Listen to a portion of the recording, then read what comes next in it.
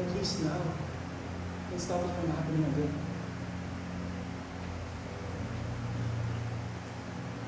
Pasok yung Bryce.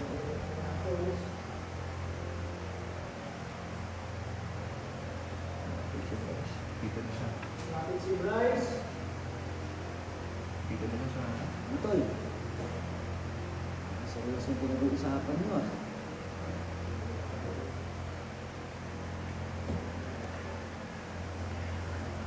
Nakita ko yata una ni Lee. Doon tayo sa exit siya. Kita kita Lee yata. Oo, sa salamin. Ayun. Ano tayo sa exit siya? Tayo yun sa exit mo. Oo. Oh. Sorry, pwedeng pa quick tissue lang kay Bryce. Bryce! Bro, makapasok ko ng paksa. Ayun, no? Kaya nga. Doon na lang tayo sa pasok ni Bryce. Lee, kita tayo sa pasok ni Bryce.